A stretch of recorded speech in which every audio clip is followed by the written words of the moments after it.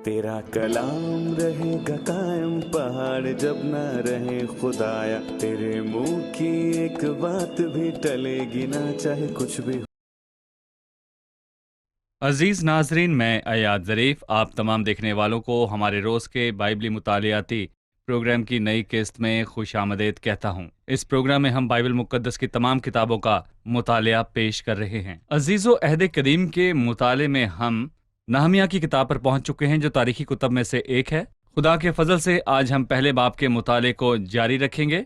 अजीज़ो, मुझे उम्मीद है कि आप पिछली किस्त में हमारे साथ थे और आपने नहमिया की किताब की तारुफी बातें सुनी है। नहमिया उन लोगों में से था जो असीरी से लौटकर शहर की दीवार तामीर करने को आया था, और फिर यरूशलेम शहर की दीवार जो तबाह हो चुकी थी।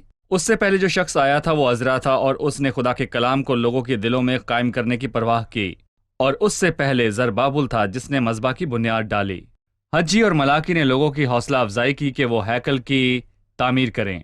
आज के प्रोग्राम के आगाज से पहले मैं खुदा के खादमीन को स्टूडियोज में खुशामदेद कहूंगा। भाई इसहाक खुशामदेद, बहुत शुक्रिया। भाई नहमिया खुशामदेद, शुक्रिया और भाई। स्टूडियो में मौजूद हमारे दीगर मेहमानों को भी खुशामदेद।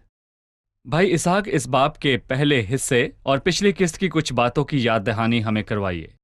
उसने खबरगिरी की और उस मौके से फ़ायदा उठाया कि उसके भाइयों में से एक बादशाह का एक यहूदी पैगाम रसा एक खबर ला रहा था। सो उसने उससे पूछा कि क्या खबर है, और ये वाकई ज़बरदस्त बात थी क्योंकि नहमिया ने खुदा के लोगों की परवाह की जबकि वो बादशाह के महल में था। इससे एक सवाल पैदा होता है कि हम खुदा के लोगों की खबरगिरी करने में कितनी दिलचस्पी रखते हैं और दुनिया की खबरों के मुकाबले में इसकी शरह क्या है। बहरहाल जब उसने सुना कि शहर के दरवाजे जला दिए गए हैं और गिरा दिए गए हैं तो वो बहुत उदास हुआ, और बाइबल पहले बाब की 4 आयत में बताती है कि उसका रद्द अमल क्या था। जब मैंने ये बातें सुनी तो बैठकर रोने लगा और कई दिनों तक मातम करता रहा और रोज़ा रखा और आसमान के खुदा के हजूर दुआ की। वो खुदा का तालिब हुआ। उसे यकीन था कि यरूशलेम की खुदा तबाही उनके का दिल को मंजर तोड़ेगा। सही, क्योंकि उस वक्त वो खुदा का शहर था, वो इबादत का मरकज था और ज़मीन पर गवाही का मरकज था। यरूशलेम बुजुर्ग बादशाह का शहर था। सो क्या हुआ कि खुदावन का होते हुए उसका ऐसा हाल हो गया। वो पुरजोश था और वो दुआ करने लगा और खुद को हलीम किया। भाई नहमिया, जब हम तीसरी आयत पर जाते हैं तो लिखा है, उन्होंने मुझसे कहा, वो बाकी लोग जो असीरी से छूटकर इस सूबे में रहते हैं निहायत मुसीबत और जिल्लत में पड़े हैं, और यरूशलेम की फसील टूटी हुई और उसके फाटक आग से जले हुए हैं। मतलब वो लोग बड़ी मुसीबत और जिल्लत में थे। दीवारें गिर चुकी थीं और दरवाजे जलाए गए थे। ये तारीख है। तारीखी तौर पर शहर और लोगों के साथ ये हुआ, लेकिन इसका रूहानी इतलाक क्या है? चूंकि हम कलीसिया दौर में रहते हैं, ना कि कदीम लोगों के दौर में। इससे हम क्या सीखते हैं? दरअसल जब पुराने अहदनामे में हमें कोई खबर दी जाती है तो बहुत से लोग हमसे ये पूछते हैं, क्या खुदा का कलाम हमें सिर्फ तारीखी पढ़कर सुनाता है? ऐसा नहीं है।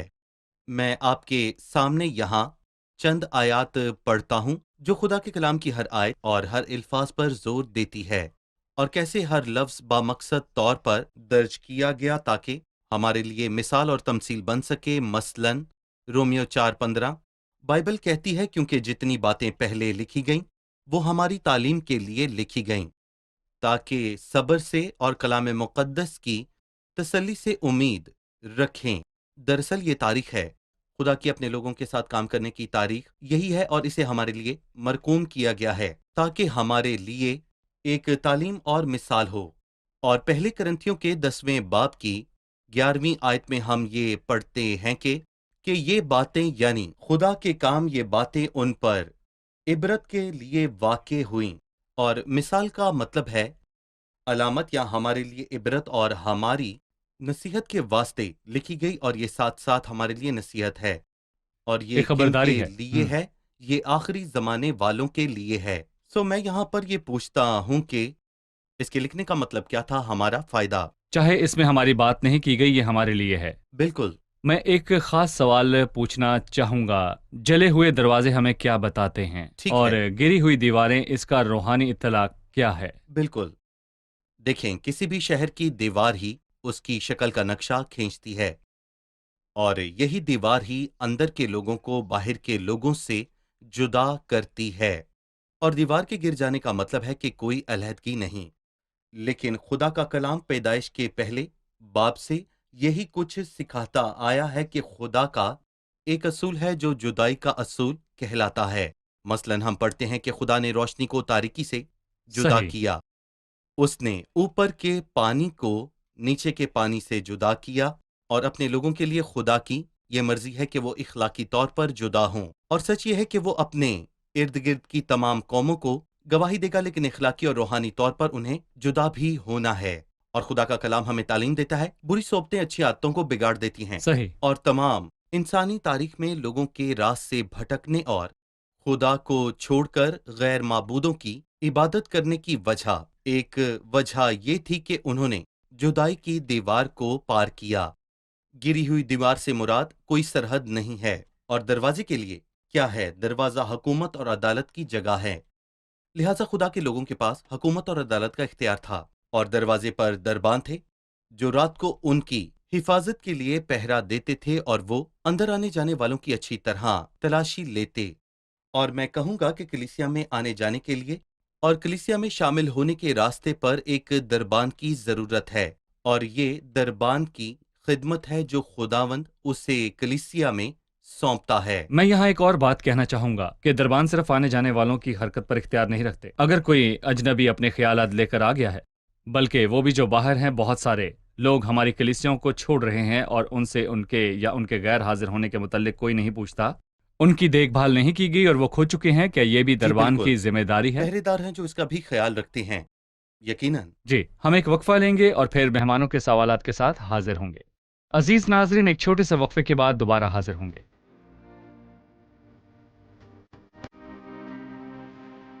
نہمیہ کی دعائیا زندگی۔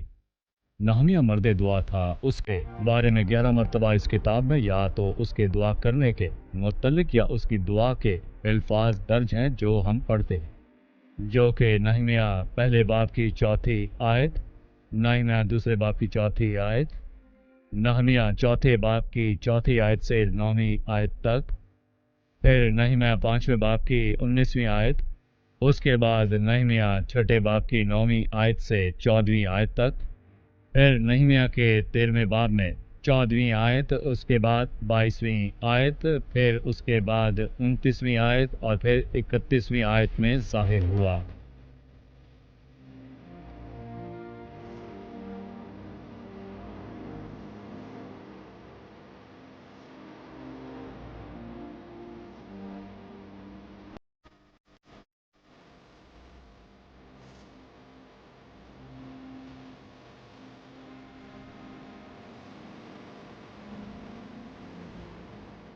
ایک بار پھر سے خوش آمدید۔ ہم نہمیہ کی کتاب کے پہلے باب کا مطالعہ کر رہے ہیں، اور آئیے اب چلتے ہیں مہمانوں کی طرف اور جانتے ہیں ان کا سوال۔ جی، ہم نے 4 آیت میں روزہ رکھنے کے حوالے سے پڑھا، سو ہم جاننا چاہیں گے کہ بائبل کی تعلیم کے مطابق روزہ کیا ہے؟ بھائی اسحاق، نہمیہ نے روزہ رکھا، لیکن ہم روزہ رکھنے کے حوالے سے بائبل کی تعلیم کو جاننا چاہیں گے۔ کلام کے مطابق روزہ کیا ہے؟ پہلے تو روزے کے لفظی معنی ہیں کھانے پینے سے ایک خاص وقت تک پرہیز کرنا۔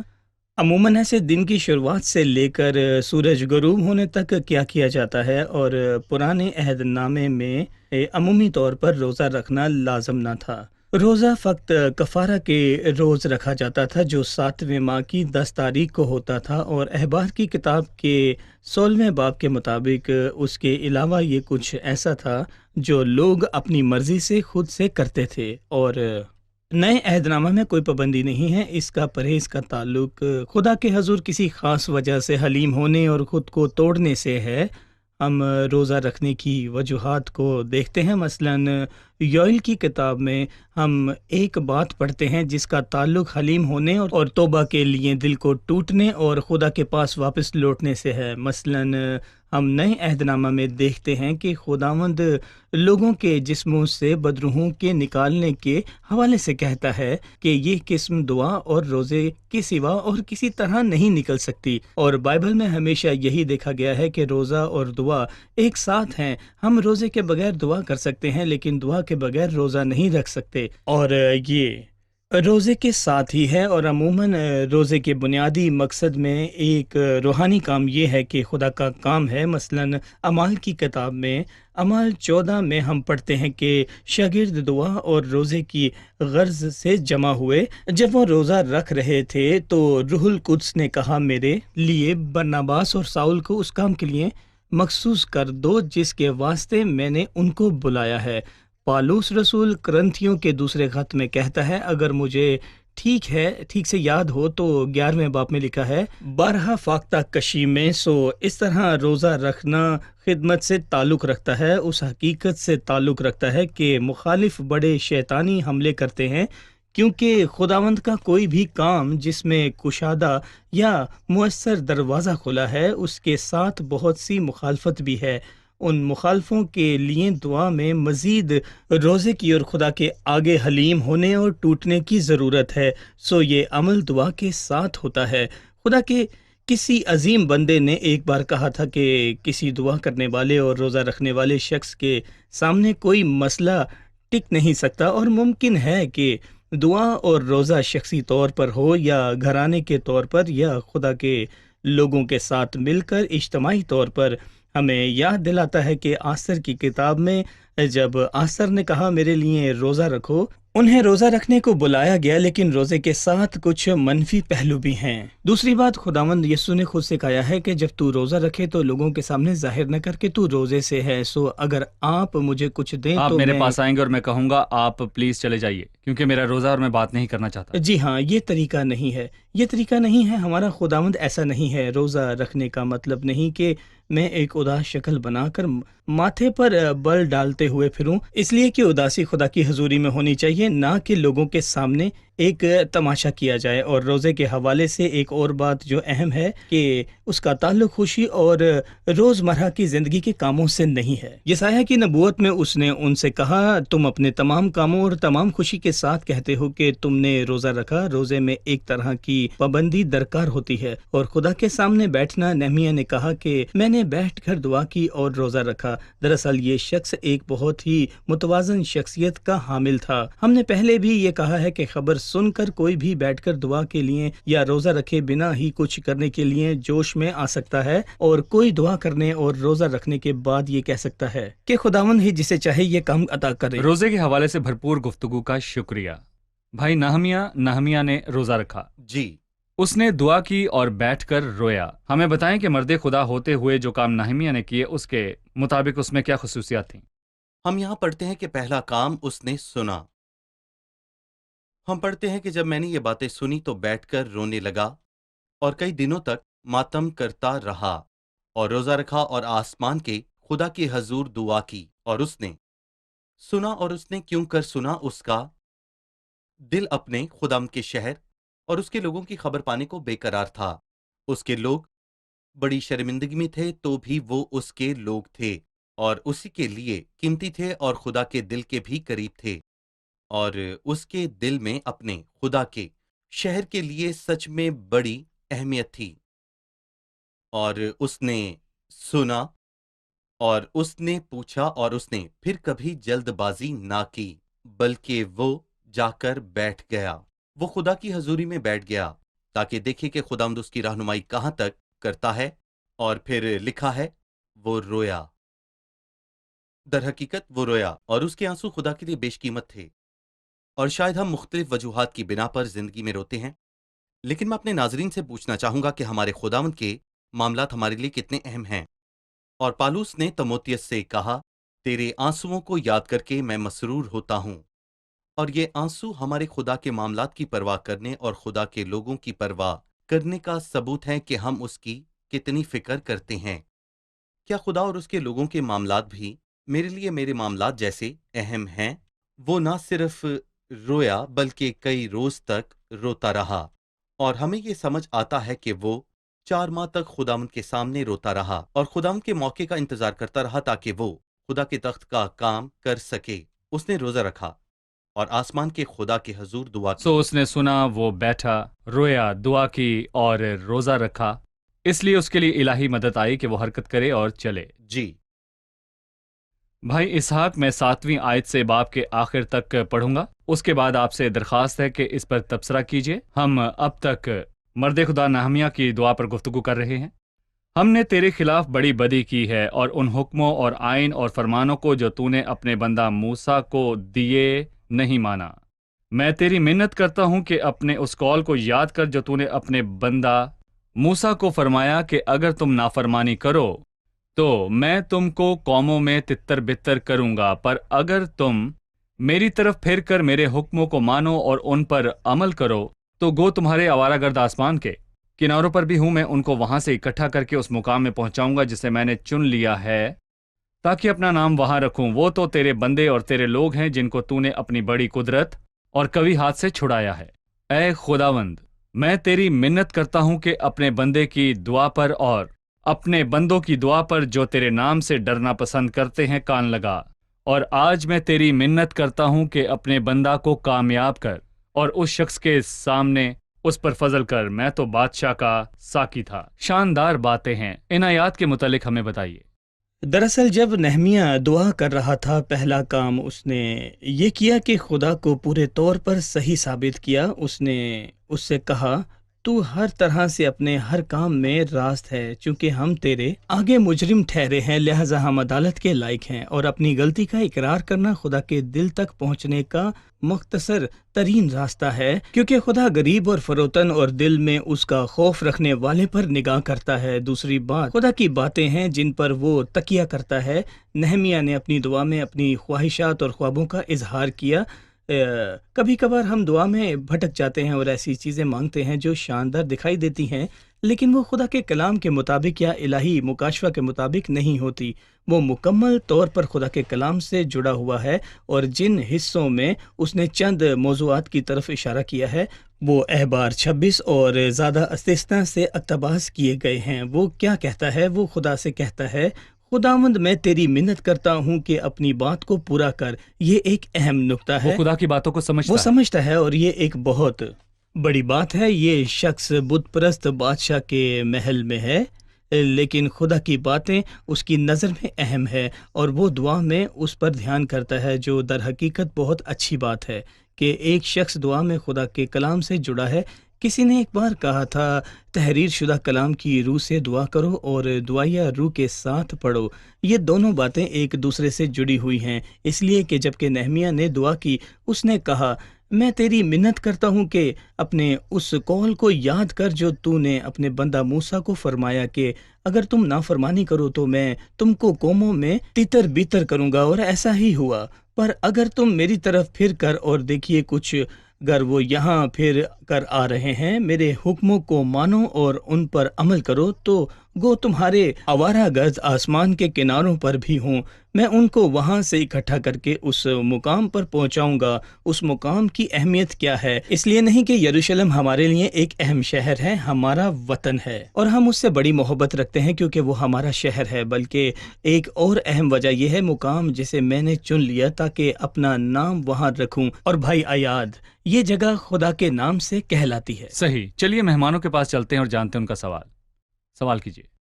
جب نہمیہ اس جگہ پر تھا، خدا کے ساتھ اس کا تعلق قائم رہا۔ اس وقت کیا ہمارا تعلق خدا کے ساتھ قائم ہے جبکہ ہم باہر کی دنیا سے جڑے ہیں؟ جی بھائی، ہم خدا کے ساتھ مسلسل تعلق میں کیسے قائم رہ سکتے ہیں؟ دنیا میں رہتے ہوئے کیا ہم خدا کے ساتھ اور لوگوں کے ساتھ تعلق میں ساتھ ساتھ چل سکتے ہیں؟ ایک ایماندار کے دنیا میں 3 روپ ہوتے ہیں۔ پہلا روپ ایک پرستار کا جو خدا کی پرستش اور ستائش کرتا ہے۔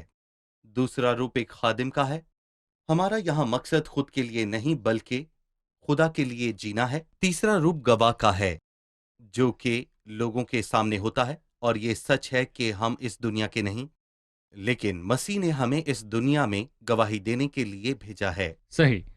ہم ایک چھوٹے سے وقفے کے بعد مہمانوں کے سوالات کے ساتھ حاضر ہوں گے۔ ناظرین، ایک چھوٹے سے وقفے کے بعد دوبارہ حاضر ہوں گے، ہمارے ساتھ رہیے۔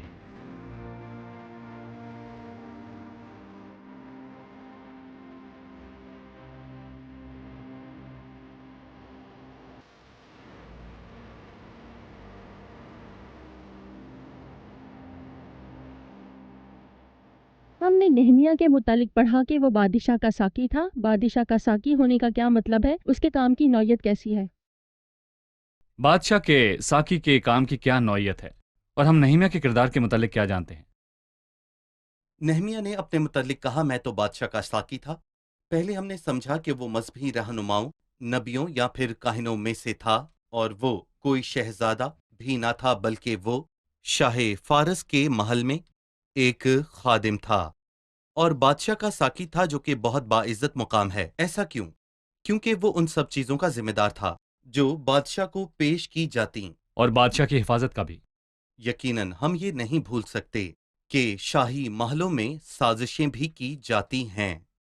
सो बादशाह की जान लेने का सबसे आसान तरीन तरीका उसके खाने में जहर मिलाना है। लिहाजा बादशाह का साकी उस मुहाफिज की मानंद है जो उसकी जिंदगी का जिम्मेदार है। ये एक बहुत बाइज्जत मर्तबा है और नहमिया को मौका मिला कि वो मुसलसल बादशाह के सामने रहे और वक्त आया खुदा ने इस ताल्लुक को इस्तेमाल किया। इससे हमें पता चलता है कि वो काबिल एतमाद था, यानी नहमिया पर बिल्कुल। बादशाह की जान के लिए एतमाद किया गया। सही। आप में से कोई और सवाल पूछना चाहेगा? जी। ये वाजिया है कि नेहमिया वो था जिसने रोज़ा रखा और दुआ की और खुदावन के लोगों की तरफ से तौबा की। सो क्या एक शख्स का किसी और के लिए दुआ करना काफ़ी है, क्योंकि लोगों ने ना रोजा रखा ना चाहे दुआ की। उसने तौबा तक ना की हो? ये एक अच्छा और शानदार सवाल है। बिल्कुल, सवाल बहुत अच्छा है। खुदा इसको किस तौर पर देखता है? इस शख्स ने उसके आगे सब लोगों की नुमाइंदगी की, और अहबार की किताब में एक बड़ी खूबसूरत बात है कि जब कोई एक अपने भाई की गुनाह की कुर्बानी को खाता है, किसी ने गुनाह किया और फिर उसका भाई जाकर उस कुर्बानी में से खाएगा, वो खुद को उसमें शामिल करता है। बिल्कुल। और यही कुछ नहमिया ने भी किया। गोया वो कह रहा था, खुदावन हमने गुनाह किया। ये एक इज्तमाही मामला था, गवाही की बात थी, किसी की ज़ाती बात नहीं थी। सो मैं ज़ाती और इनफरादी तौर पर किसी और के बदले ऐसा नहीं कर रहा, ये नहीं हो सकता।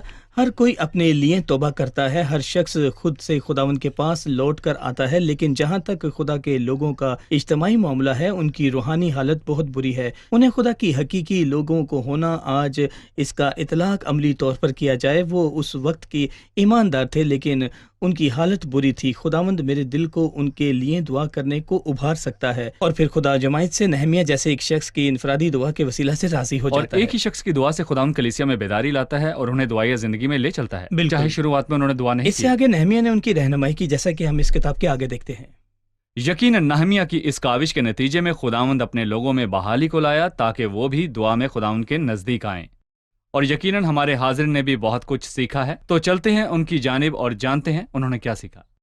मुझे दुनिया से जुदाई का असूल बहुत शानदार लगा, क्योंकि बुरी सोबत अच्छी आदतों को बिगाड़ देती है। इसका ये मतलब नहीं है कि हम लोगों से परहेज करें, क्योंकि हमें उनमें रहकर अपना खुदा के गवाह होने का किरदार अदा करना है। लेकिन हम उनकी बुराई से जुदा किए गए हैं। जी। मुझे ये बात बहुत पसंद आई कि नहमिया उदास ही न रहा और ये ना कहा कि मैं कई रोज़ तक रोया, बल्कि वो फ़ौरन खुदा के पास गया कि खुदावंद मुदाखलत करे और मसले को हल करे। जी आप बताइए। मुझे ये अच्छा लगा कि खुदा हमेशा अपने मंसूबों को अपने लोगों के दरमियान पूरा करता है, लेकिन इंसान की मुदाखलत का जो लोगों के लिए अपने दिल पर बोझ रखता है, अपना मुकाम और असर है। चूंकि उस शख्स ने लोगों के लिए सोचा, चाहे मंसूबा उसके बगैर ही पूरा हो जाता है। चाहे लोगों के लिए सोचने वाला एक ही शख्स क्यों ना हो। रोज़े का ताल्लुक दुआ से है और इसका एक खास मकसद है। दुआ और रोज़ा दोनों साथ साथ मकसद की तरफ बढ़ते हैं।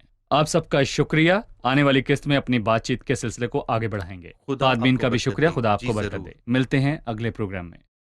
अजीज नाजरीन, नहमिया मर्द दुआ था जिसने खुदा उनके हजूर तवील अरसे तक दुआ की। वो जानता था कि लोगों की हालत क्या है, वो किन हालात से गुजर रहे हैं, और उसने खुद को उनकी गुनाहगार हालत में शरीक किया। आपके पास दो रास्ते हैं, या तो खुद को खुदा के लोगों से अलग करके दूर खड़े हो जाएं और उन पर उंगलियां उठाएं और उनकी बुराई बयान करें कि वो ठोकर खाते हैं, देर करते हैं, खुदावंद को नहीं जानते और रियाकार हैं, या उनके साथ एक हों और अपने लिए और खुदा के लोगों के लिए दुआ करें। और हर तरफ खुदा के लोगों को जरूरत है कि कोई उनके लिए खड़ा हो और दुआ करे और उनके साथ शरीक हो। वक्त तभी बरकत आएगी। आप क्या कहते हैं? क्या आप बरकत का बायस बनेंगे? क्या आप खुदा उनके सामने जाकर खुदा उनके लोगों के साथ शरीक होंगे? मुझे उम्मीद है आने वाली किस्त में दोबारा मुलाकात होगी, जिसमें हम नहमिया के दूसरे बाब का मुताला शुरू करेंगे। खुदा आपको बरकत दे।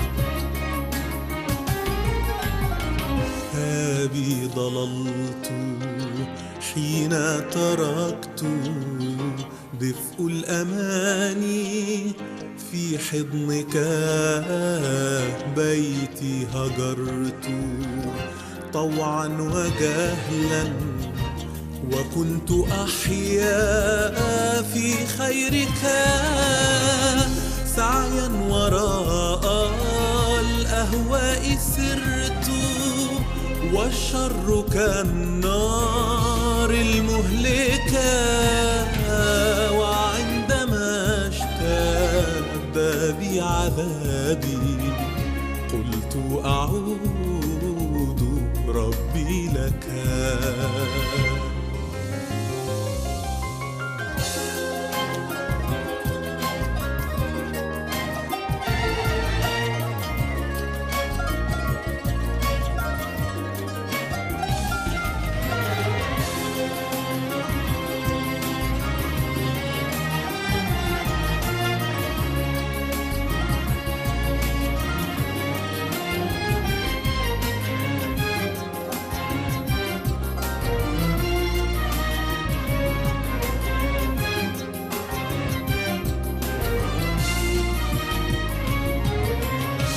داء الخطيئة استشرف فيها حتى شربت الإثم كما كان المذاق في الحلق حلوا وفعله في القلب شقاء أدمنت شري حتى يئست هل من شفاء بعد العمى أنت رجائي أنت شفائي من كل دائي أنت الدواء.